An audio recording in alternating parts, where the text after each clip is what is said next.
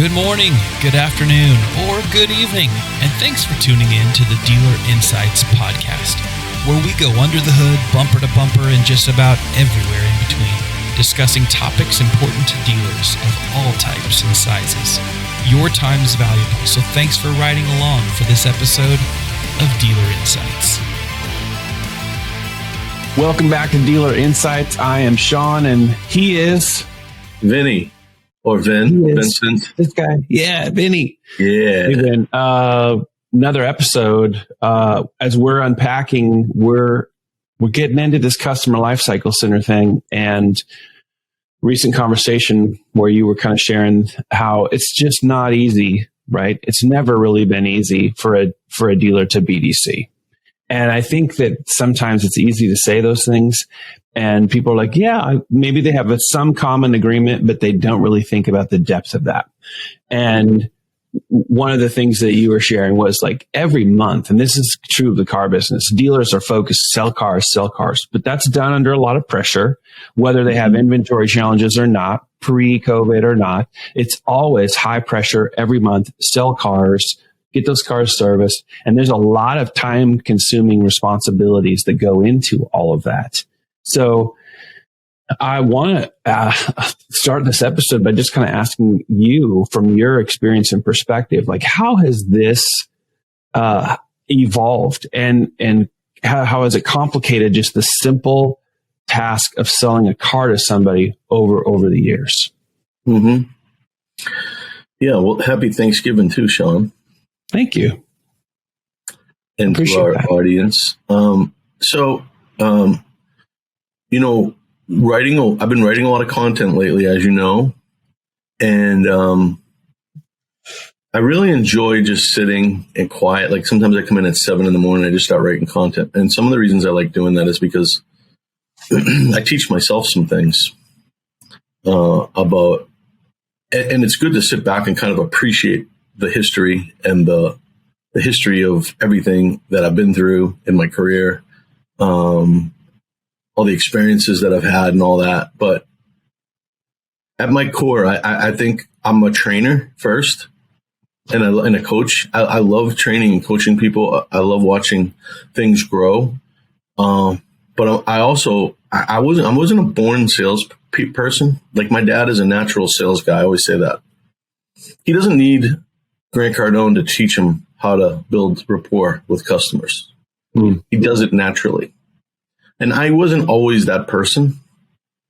I enjoy what most salespeople enjoy is the close. I get a rush from it. Mm-hmm. But I hated all the minutia that went along with selling. Mm-hmm. And the reason I'm telling you this is because when I go back and think about why I got involved with the BDC is because I'm a salesperson. And I looked at the BDC as a giant, like a giant help, to me. I used to say years ago when I was selling cars, it would be great if a customer would walk in with a manual and say, here's how you sell me a car. Right. When I sold cars years ago, right? Because everyone's different. To get that information ahead of time is just such a, huge help to closing the sale. Yeah. What I've learned to respect and appreciate are salespeople that actually enjoy that part of the sale where they get to know people and build rapport. I think it's my ADD. I used to want to just get to the close. Yeah. And now I'm finding myself coaching my salespeople here at Strolid on how important building relationships are, and how we've grown our company on relationships. But to get back to your question, why is it? Well, I got into the BDC because I saw so many problems with the sales process. And it's like, if I could talk to the customer before they come in, schedule an appointment and kind of find out more about what they want, it would break through some of the awkwardness of that initial, interaction between customer and salesperson where there's no rapport. So I saw that as huge. I saw that as like a huge piece. So clearly you want to respond fast and you want to give the customer a good experience prior to coming in. But when they come in, a salesperson should appreciate the work that was done by a BDC, and they just didn't for years. Yeah. They saw it as a threat. You're giving away my gross. You shouldn't be involved in the sale, blah, blah, blah. Just let them come in. You're taking money out of my kid's mouth. Food out of my family's mouth. And it's like, no, we're creating more opportunities. We're building more relationships. We're getting the ball. It's like that old saying, you only have one chance to make a good first impression. Yeah. Yeah. Like you don't want to just. Well, and I think back, in the beginning, and I think I've probably shared this story with you before. I don't know if other people that know me, but I know this story. But my uncle was a parts and a service manager in a little Ford store in a little town in Washington State, and it was my favorite place to go when my dad would go up to the dealership, even if we didn't need to go, if he was just going to stop in to see his brother. They have the big bubble gum machine with the chiclets with the Ford logo on it. We put a penny in the slot. Yeah. And I just loved going there. But it was so small. The reason why I referenced that story is because everybody knew everybody in that town. That was small town among small towns. Like surprising that it even had a car dealership, but it did. It had a Chevrolet dealership and a Ford dealership. I think just those two brands, if I remember correctly. And you didn't need all kinds of technology. The technology of keeping up with people back then.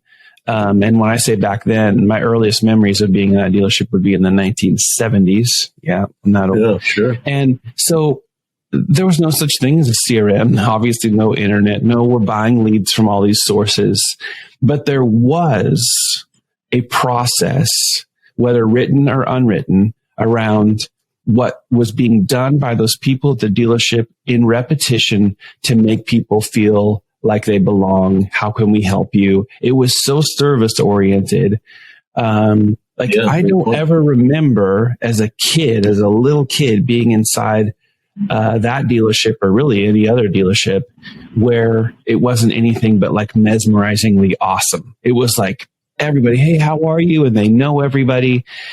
But the bigger city you get in, right, the more complex the dealership is. All of these things have grown over time to where technology is needed and there's a desire for it, of course, and a need for it. But do you think that the foundation of what really is necessary to start a life cycle relationship with a customer has really changed? Yeah, so that's really interesting, and that you bring up the 70s, because my first experience in a car dealership in New England, President's Day was always a big deal. It was in February, and back then the manufacturers would release new cars at that time, at the beginning of the year, not like they do now in July, August, September, and so they didn't have the internet, right? If you wanted to see the new model, you had to drive down there, and they gave away cherry pies for George Washington and chopped down the cherry tree and free donuts. And I remember going with my grandfather and my uncles, and they would go and look at cars, and I would collect brochures and eat donuts. And I look back on those days, I'm like, they never actually bought anything. Right? Yeah. And then I go back to, dating myself. But when I started first selling cars, President's Day was still pretty big. And again, that was the day that you collected leads. That was the day you collected people's information. That was the day you met people, you test drove people, and you talked to a ton of people, and you didn't typically sell a ton. I mean, you did, you wanted to. But the relationship there was like, okay, I remember literally getting paged to the sales desk at our Toyota one President's Day. And there was about 25 people standing at the sales desk. And I said, and I said, can I help someone? And like 5 people go, me. Like, wow. But that's the way it used to be. So think about that. Where did people go when they were shopping for a car? Their local dealers. Local dealers had, they would advertise on TV, radio, print. But really, they had a captive audience. Now, what has the internet done? It's opened that up so people can shop. I mean, this past year, Sean, with the inventory shortage, we're seeing leads from all over the country out of state leads and crazy people shopping like crazy, just trying to find what they want in inventory. That was not possible 30 years ago for a consumer to do that. So, there's always positives and negatives to every situation is the way I look at it. I think I've told you this before, but I took a personality profile a long time ago and from one of my mentors who was a trainer, and it said that I was overly optimistic to the point of delusion. Mm-hmm. And that's probably why I started my own business, because I was like overly optimistic about the success we could have and all that. After year 2, I'm like, but every opportunity to me is an opportunity. I look at it in a positive way. Like, this customer is a potential sale. Yeah. I don't look at it in a negative way at all, ever. And then it's interesting for me to find out more about what the customer's about and what they want and what, yada, yada, yada. We do the same at Strolid when we talk to dealers. Nowadays, though, that initial connection is through an internet form submission or a phone conversation or a text or a chat, or, like I said in the last episode, a walk-in customer's a lead too, a referral, repeat customer's a lead. So how does the customer lifecycle, my thought on the customer lifecycle is these people exist. They're in your database. And they exist. Why wait for them to fill out a lead or a call? Right. Yeah. Yeah. And then on the service side, and we know who came in for their first service after they purchased a vehicle and who didn't. Why would we not try and, call, text, and email those people? Yeah. And try and, the interesting thing about service right now that we're heavily, we're really cranking on service now. And, service guys are easier to deal with. They just want someone to pick up the phone, but they're not as easy. They're just equally as hard to deal with on their process. What do I mean by that? Like, they have certain capacities to fill every day. They have their master techs that they need to take care of and keep them happy with good work constantly coming in. And one of the things they get a little nervous about with us is, how we schedule appointments. And,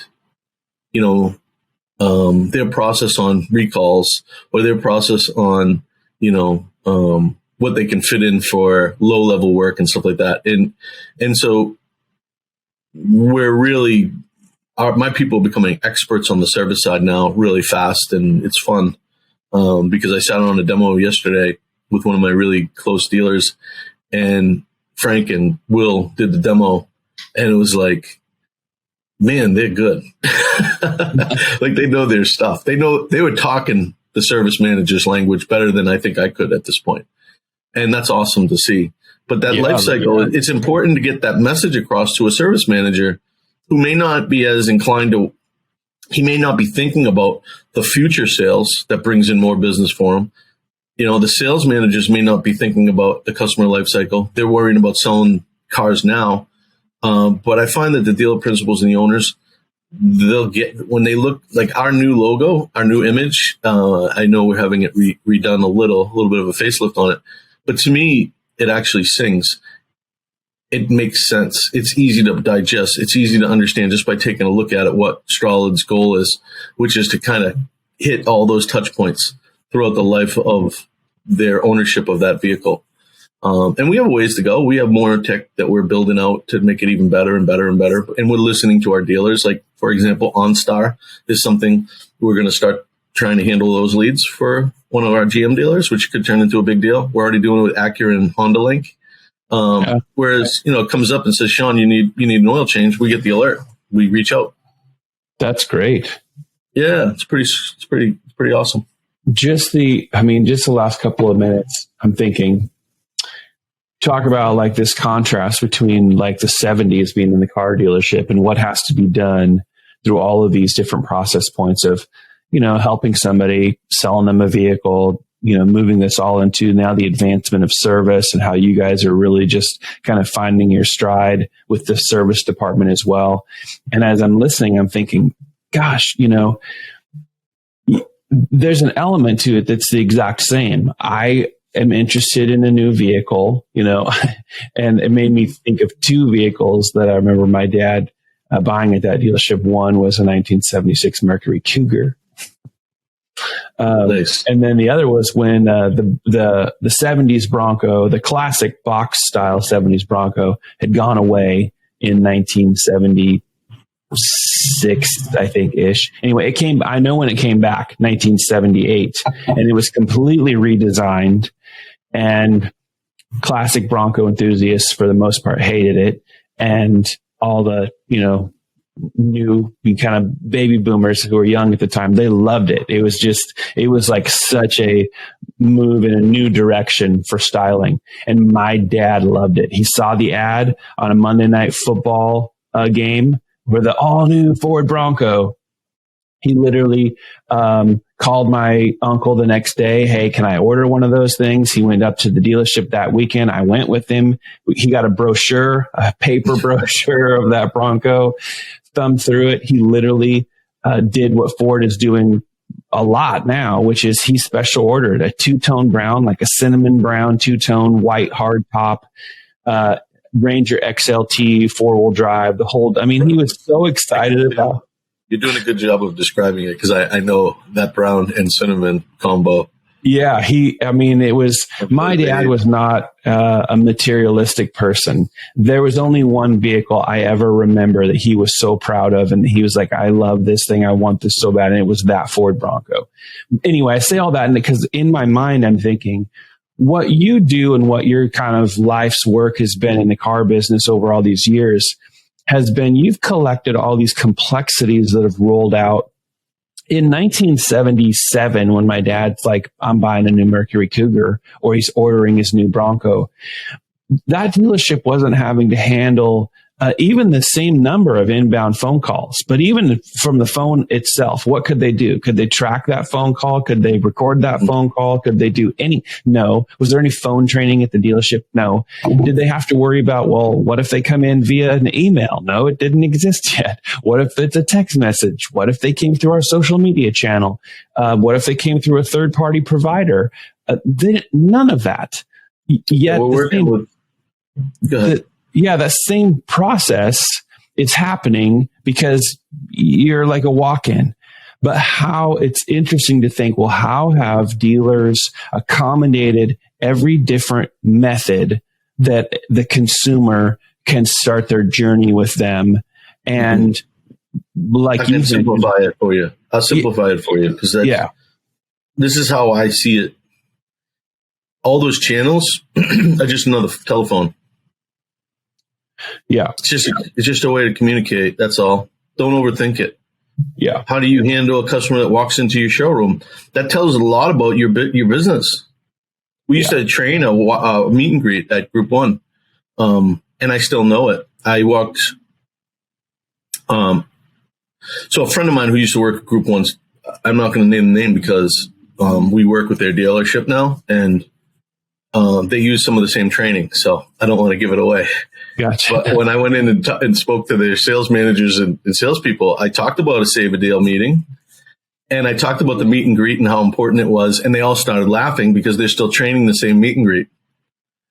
Oh, like, have you been here before? You're here to see anyone in particular? If it ain't broke. Anyway, I said that, and they all started laughing because, like, some things are fundamental, Sean. We overthink technology. It's fundamental. It's a fundamental piece of our day-to-day business now. So we need to learn how to utilize it. And supposedly, it's supposed to make all of our lives easier. I would argue that our lives were much easier pre-technology. However, the one thing it has improved isn't so much on the dealer side, it's on the customer side. And that had to be fixed. There had to be transparency. There had to be, the customer needed some form of control. And I saw that. Remember, I told you in the first episode we did, I went to work at a car dealership that was just like right out of suckers. And that was the norm back then. When I went to go work at IRA, I stayed in the car business only because they were good guys and they cared about the customer. And so there's something to that at the core, right? Yeah. I saw that there's a lot of dealers out there that treat customers crappy, but this one doesn't. we grew exponentially. We grew from like a 180 car a month store to doing 900 new and used cars out of a 4-acre lot in Danvers, Massachusetts. All through process, new process, and looking at things differently. And so at the end of the day, you know, it's changed for the better for the customer. The customers today probably wouldn't, unless you're my age or older, you probably wouldn't know how bad it was back then. But it definitely has improved. I mean, you can look at, my kids don't even understand that, like, you know, that there was a life that we had to use a fax machine. You know, they don't even know what a fax machine was, you know, or a beeper. Remember the beeper days? Oh, yeah. I told you one of my buddies walked in, and this is 1994, walked into a sales meeting with an old school sales management team, and his beeper went off, and the general manager looks at him and says, "What are you, a doctor or something?" I remember that like it was yesterday. So what has transpired? You had to go to the dealership because that's how you saw the new vehicles back when on President's Day that I just mentioned, right? And then when you come into the dealership, they got your information and maybe followed up with you. They used to have books, like salespeople used to get books where every month they would get a new book where they would fill out every day of the people they spoke with. And that's what they would use for follow-up. Was that bad? No. But the customer needed to get these brochures that cost the dealership a ton of money. I wonder if dealers even buy brochures anymore. Do you know? I haven't ever asked. I'm sure they do have them. I don't know if anyone would actually take one and collect it now. Unless you're probably 60 years older. I would imagine that there are parts of the country where there are no paper brochures anymore. Like everybody up north, right? Because there's, how do I say it nicely? I'm not trying to disparage anybody. They're very environmentally conscious. Like where I'm born and raised in the Pacific Northwest, I doubt there's a lot of paper brochures, with the exception of certain. No, I still think that because people are really conscious of, hey, we don't want to cut down all the trees, and okay, great. And I mean, you can do side-by-side comparisons on cars. You can look up incentives, rebates, anything you need, size. Like I just bought a truck, and I'm such a compulsive buyer that I went to go look at it from a buddy of mine who we do business with. I looked at a Yukon, and my wife told me that's a mommy car in my town now. And I'm like, get out of here. Shots fired. Like, you can't have white because that's all the women drive white and blah, blah, blah. I'm like, so she said, ask your daughter. I asked my daughter, and my daughter's like, yeah, a few of my friends' moms have those cars. I'm like, oh. So anyway, I went down to look at it, and I have a truck now. And there was it was a Sierra Denali truck right next to it. And I'm like, that's sharp. And I bought it. It won't be until February. But I forgot to ask because there's a standard bed and a short bed. I didn't even ask. And like my truck right now is the same size as a Sierra short bed. So I just texted him yesterday. I'm like, is that a short bed or a standard bed that I bought? That's how bad I am. Like I don't research. If you're going to say me, it's funny. I'm going to explain this in a weird way, like based on, see how I like teach myself stuff, but everything I build is around my preference or listening to people's experiences buying a vehicle. So to me, the biggest problem with buying a car is how long it takes to buy a car. Yeah. So the BDC can help expedite that. Like there's no tomorrow if you have the right team on the other end that's willing to like look at the appointments coming in, look at the data, the information, maybe they put a trade in and prepare all that for that customer to arrive and really speed up the time to just get like that. This doesn't happen, unfortunately, still. Even with all the changes, that's the one area. So these digital retailing tools make sense, right?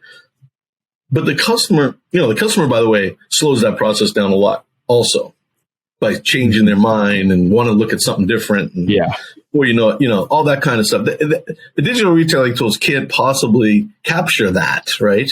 Like, okay, that payment is $200 higher than I wanted to spend. Do you have anything used I can look at? Like, and a salesperson can adapt to those situations and look and pull something new up. And like, I think Toyota came up with a statistic that 48% of customers that submit an inquiry on a new car end up buying a used car, or 42%, something like that. That's why digital retailing tools don't work. Yeah. Simple, Simon. Let's not overthink it. It's because you're trying to fit a square peg into a round hole.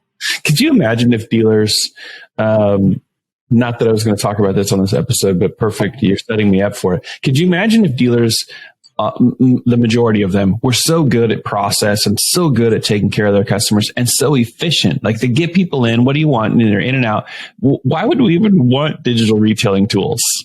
If the ideal in the consumer's mind was executed at the dealership world, who would ever be like... We were digital retailing in 2006 based on what it's defined as today. Because when customers said, hey, I'm not, I want to know what my payment is, we could send them to an online credit application. We could send it into the desk, secured back then, where they could work payments for a customer. And so why not do that? I tell dealers today, like, the customers that are calling in, emailing in, chatting in today are your showroom traffic of yesterday.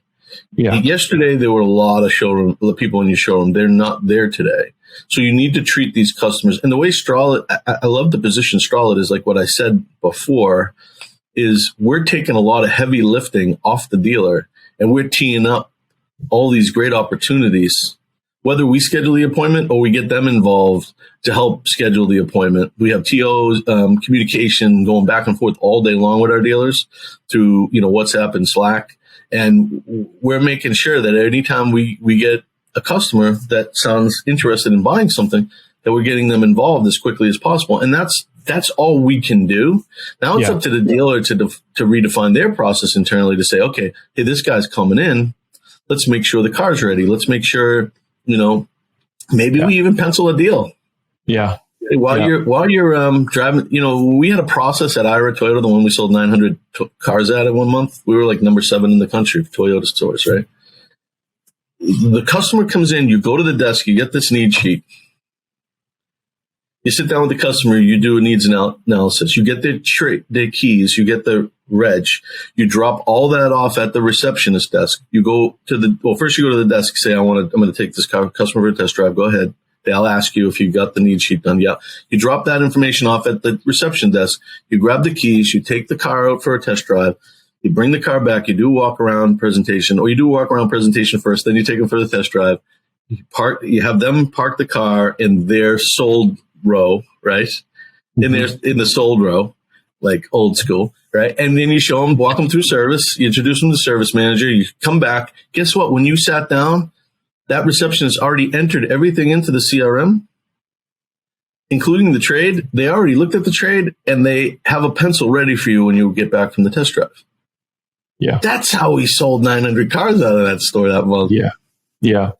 That's a well-oiled machine. Yeah. It's interesting too, because, I would, backing up a little bit, if you're talking about, the showroom, all of us that have been in this industry for, even a few minutes realize that, the showroom traffic of old is no longer there, but it's still there. They're just coming, instead of coming through the traditional door of right into your physical showroom, they're coming through all these other doors, right? They texted you, they came in through an email, and you guys you're exactly the solution for making sure that every single entry point into the showroom, where we're going to show you what we have and potentially, begin this customer relationship, you guys cover every single one of those doors, right? Mm-hmm.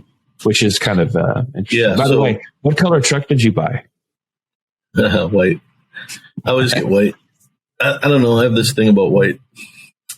I just wanted to know, because you're like, hey, it could be a girl. I had a black truck before. It shows all the scratches, and it looks nice for a little while, and then eventually. Is that yours? Yeah, you partially inspired me when I went from a black Tundra to a white Tundra. Yeah. And then, of course, I went crazy. You get the black package. You get the midnight package, or whatever they call it. I lifted mine. I did all this custom stuff. I did so much research on how I wanted to lift it, tires, wheels, the whole deal. So I just live in New Hampshire now, so I have to have a truck, I guess. That's the thing. That's right. Yeah. My kid said, "You need a truck, Dad. You've had a truck now for 6 years, and like I can't see you without one." So yeah, that's you why gotta have a truck. Yeah, heck yeah, trucks are the best. One of the things I just want to touch on though, because I know we don't want to go too far on these conversations, and we want to pick up other places, right, and where we left off. But here's something that's really important that I discovered writing content for this episode is that selling is hard. Yeah. Salespeople, listen, I hate sometimes stuff that comes out of my mouth because I make it sound like everybody in the industry is really bad at what we do, and it's totally not true. And selling is hard. That's why I created Strolid, because I want to help them, because I'm a sales guy. And let me tell you, right? If you can make a salesperson's job easier, you help the company, you help the customer, you help the salesperson feed their family. And that's how I look at it. And that may sound corny, but everything we do is to help sales people and sales managers sell more and help the customer by quickly responding to them and all that. And everybody in my company knows I'm like that. And our culture is built around that. Everything about us is urgency when it comes to a new lead, a new call, a new text, a new email. And so what the Lifecycle does, it allows us to take that customer service and now say, hey, we know salespeople don't necessarily, well, first of all, there's a lot of turnover and stuff like that, but we know they don't always stay in touch with their customers. So this is a way for a dealer to stay in touch with their customers. And to me, that's going to help the next generation of salespeople that work there when these customers start coming back in for new vehicles. And I know it sounds corny, but in my core is like, I like helping. And I see this as a huge help to dealers. Now, you could argue BDCs don't work and offsite's stupid and doing it with an outsourced company is ridiculous and salespeople should be the ones that do it. Yeah, sure, they should be the ones doing it. But with all these leads that are coming in nowadays and customers not wanting to come into the showroom, and then the salespeople have to, deal with the customers in the showroom. I mean, it's a lot. It's mentally draining selling to a lot of people. I think the statistic I read recently, Sean, was 39% of salespeople are selling, but never intended on selling. I lost a bet. Now I got 39%. I mean, I thought it was higher than that, actually. However, why do they do it? They do it to make money. They do it to feed their families. They're not always doing it for the same reasons that I got good at sales, because I started realizing I want to sell stuff to people that need it. And I want to sell something that I can believe in, that can actually help them. And when I feel like I can help somebody, and that's how I feel about Strolid with dealers, I've had dealers recently tell me many times, not just recently, that the way I explain Strolid sounds too good to be true. Mm-hmm. I guess to some it would, they don't understand. But it's because I love salespeople, Sean. Yeah. It's because I love them and I know how hard they work and I know how beat up they get and I know how hard, the grind it is, and stressing out about, am I going to make enough money to feed my family this week? And am I going to make enough money to pay my mortgage? And like so I told you I was blessed with a short memory. You have to be a salesperson, because every day you have to come in with a new attitude. If you had a bad day the day before, or you had 2 or 3 days that were bad in a row. And I don't think people respect that about salespeople enough. So like the BDC to me helps them. Mm-hmm. It supports them. It's there to make sure that, hey, we understand how difficult your job is, and we're just trying to, make it a little easier for you. That's why one of the taglines we came up with last year when we were talking about our own marketing is like, our job is to make your life easier. You just want to sell cars, right? Yeah. But you also have a number to hit every month.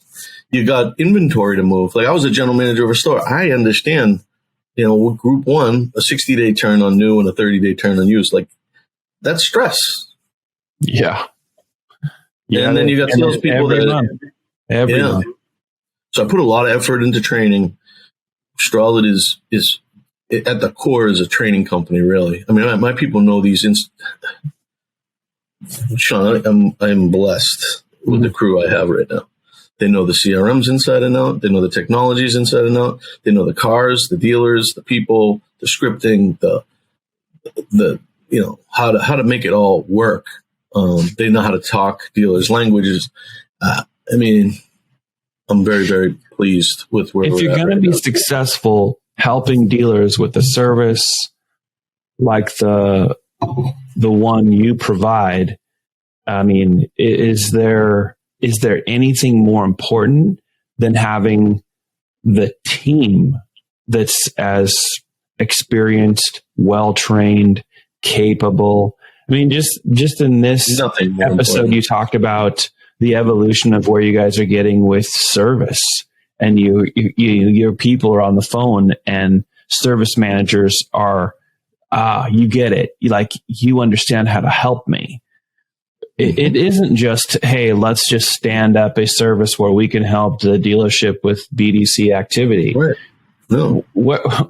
How did those people that are on the team helping the dealership, how did they come to know what they know, right? How well are they trained? How much do they really understand what's going on inside of that dealership?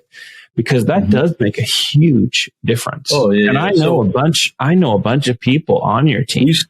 Yeah, I know you do. And they are not like other, and I know people that work in other, I've met by now plenty of people that have either worked for or still work in other BDC type companies. None of them are like the people at Strolid. And I'm not saying that to be, mean to those people. I'm very much saying that as a compliment, because I know your business pretty darn well. I've been around it. I know a lot of people in it. And to compare and contrast that's significant. And if I'm a dealer, that might be the most important thing to my decision making is, if I'm going to buy in, I got to know that the people that I would be saying, yeah, you're going to help me with this, that they, Sean, it's the holy grail. Yeah. To my business is where having good people it's all you need. And it's funny. I've been on me, right? I've been working on tech. I'm thinking, we need more tech. We need better tech. My buddy Steph Ferry tells me, I told him, we have this automation, but we don't call it AI. He says, call it AI.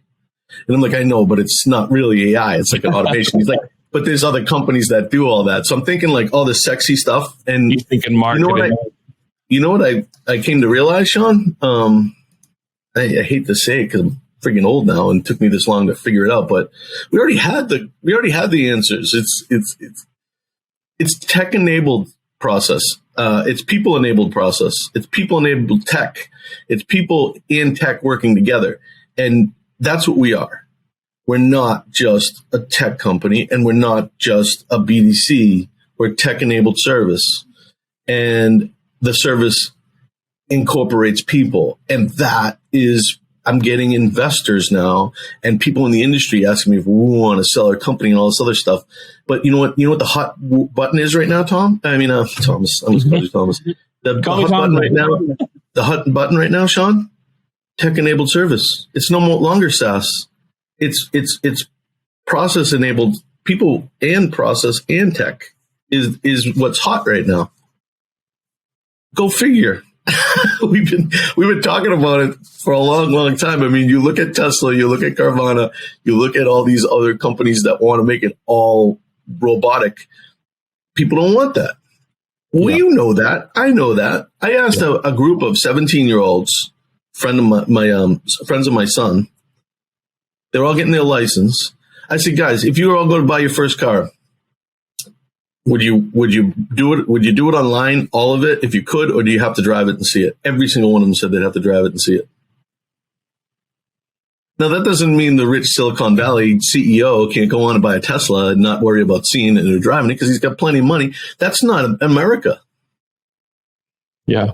You drive through Walmart in Salem, New Hampshire, very few Teslas sitting in there. But there's a ton of cars in that parking lot. Do you think know what I'm saying? Do you think that'll ever change? Do you think the younger generations ever will be like, I'll buy a sight unseen I don't need to drive. Maybe it's just not happening right now. But I don't.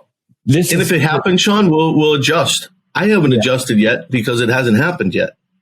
I know for a fact that less than 1% of transactions are done completely online on car sales. I know that from talking to other industry people. Now, do they get started online? Is it helpful? Just like I said before, since the day of me getting brochures in the 70s, going to look at the new models that were released because you had to go there, to today, what has changed? A lot. And it'll continue to change, but it's going to evolve. It's not going to be a revolution. Not going to happen overnight. I bought a vehicle sight unseen during the pandemic, and it was one of the worst vehicle decisions I've made in my life, and I'll never do it again. So, I mean, you can say I bought it sight unseen because I ordered something incoming.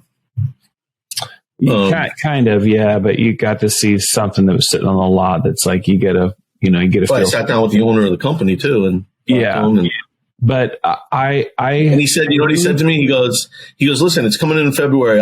He goes, if you want it, I'll put your name on it. I said, yeah, put my name on it. You want a deposit? This is a relationship, right? I don't need your deposit. Yeah. Don't worry about it. Yeah. That's exactly it. Yeah. He knows you. That's what you want when you buy a big ticket item. You don't want to go through a machine and not have, and then it's going to demand a deposit from you, right? I would rather talk to my buddy who owns the place. But, are cars going to get more or less expensive? More. Everything gets more expensive. Electric cars, right? Electric cars are more expensive than gas-powered cars. And that, I think, will remain a factor. It doesn't matter the generation. I think the more expensive things get, and cars are not going to get cheaper, they're going to get more expensive. I think that also is going to be a big factor in whether or not somebody would buy a vehicle without actually sitting in it, driving it, having that physical experience with the product that costs that much money. It's different on the things that you buy on Amazon, right? I don't need to make a cup of coffee in the Mr. Coffee mini coffee maker to know whether I'm going to like it or not. Like, that's fine. It's $30. Send it to my damn house and I'll be drinking coffee tomorrow morning. But John, I wish, you know what? I'm going to tell you, I'm going to sum it up like this, right? It doesn't matter if they're more expensive or less expensive. It doesn't matter if they're all electric, all hybrid, all gas in 20 years. Whatever it is, I will, and my people here will adapt to the situation. It's just not going to happen overnight. That's the way I see it. And so we have time to pay attention, look around what's going on, and adjust our sales as we need to. That's life, man. You don't wake up in the morning every day and go, hey, I know what my life's going to look like in 10 years. You don't. Like you can visualize it, and you can hope for it and pray for it, and things like that. But at the end of the day, you get up every day, you do your job, you try to help a customer, you try to help a dealer. We listen really, really well. Our dealers tell us, like the OnStar thing I was telling you about. I'm sure there's other BDCs probably listen to this, will laugh, say, oh, we already do that. Well, whatever, it's a good idea. God bless you if you already do that. It didn't take them long to convince me that I need to do that. You know what I mean? It makes perfect sense. So we're going to adapt and adjust and continue to improve our businesses and listen. Like, we adapted our scripts 3 or 4 times since COVID because we had to. Yeah. There was a short period of time where customers wouldn't go into showrooms, and dealers didn't have more than one person in the showroom, especially in the Northeast and the big cities, And then it went to, okay, get them all back in. Then it's inventory shortage. And we had to talk about that with every customer because people were mad, Customers are upset. There were no cars available. But it's funny. A lot of dealers said, listen, here's the dirty truth. And it's frank and it's raw. But dealers have been treating customers like shit for the last year because they didn't need to treat them well. Yeah. And they know it. I know they know it. Listen, I called a buddy of mine the other day and I asked him about a Tundra, but before I bought this, and he says, I'm on vacation. Can I have someone get back to you? I said, yes. The guy left me a voicemail and that's it. I haven't gotten one other call from them since. And in the meantime, I went out and bought a different truck. Yeah. And they don't even care. They don't care. They don't have any in stock to worry about me. Yeah. I have a title to my truck. I bought it out. I can buy it today. I'm waiting till February. Yeah. Well, I'm waiting till February. Think about that. If the person with the Tundra took me seriously, they would have a deal potentially with a guy that owns his car. Doesn't no upside down, no worry about getting me approved or nothing like that. I mean, I got half to put down. That's a huge miss. And how often has that been happening this year with the lack of inventory to all these dealers? Yeah, you can bet your ass it's been happening a lot. And abusing that leverage during this, it's just a season. It's not a forever. It's a season for dealers.